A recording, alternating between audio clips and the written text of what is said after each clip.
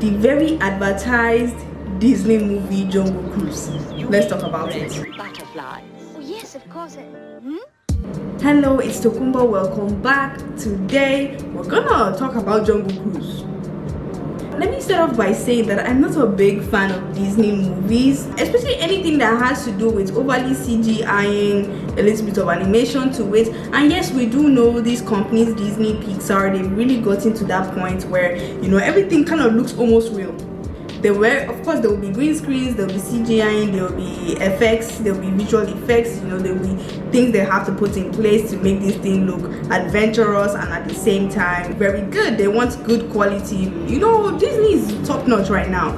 But let's talk about Jungle Cruise. Let's talk about what it's about. There've always been other renditions of Jungle Cruise, but if you don't know what Jungle Cruise is about, it's about Lily Houghton, her family are just doctors, and she's a botany doctor in botany. There's this myth about this flower, this tear of the moon flower, and it could heal people, and she is a very adventurous person, you could say, and all she wanted was just to get this flower to improve medicine. It's set in the age where in Britain only men are seen as, you know, qualified to talk about these things, and it's only, the table is only full of men. So people didn't really take Lily Houghton seriously, neither did they take the myth seriously.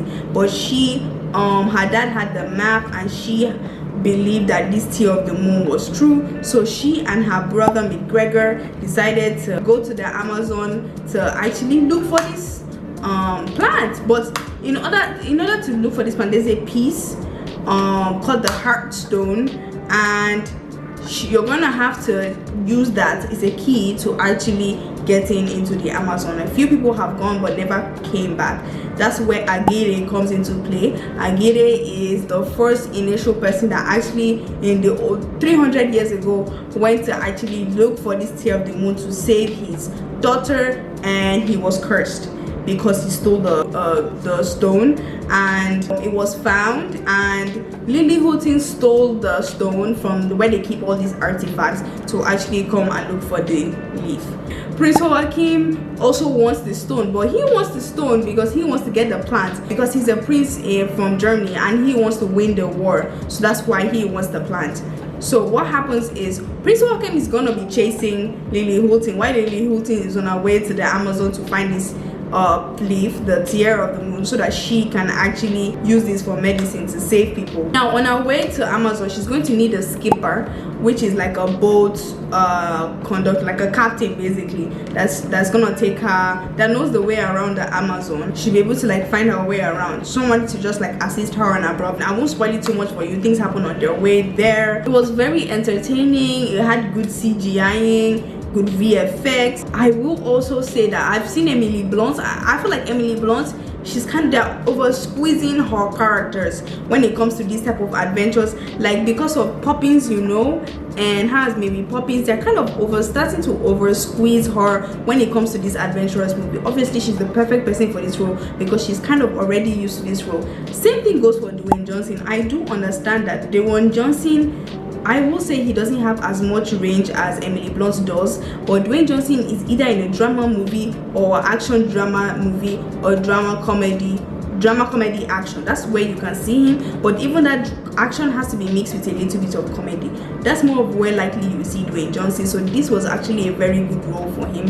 He is kind of used to doing that, and I feel like that's where he mostly likes to put himself in, and which is very smart. But at the same time, I feel like they're starting to over squeeze Emily Blunt a little bit. But honestly, the CGI was good. It had good plot, good pacing, very adventurous. It's gonna be very good for kids, you know. After all, Disney has to be, you know, be careful of that, because after all, they're trying to appease, as much as they want to entertain, you know, people older, they also want to make sure that younger people can also watch these movies. The music also was good, but but it kind of felt like I've heard it before, because that's the type of songs they put.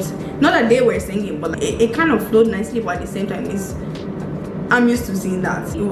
As much as I want to say it was very generic, it was okay. If you watch it, you'll have a good time. Will you be wowed, blown away, flabbergasted? No.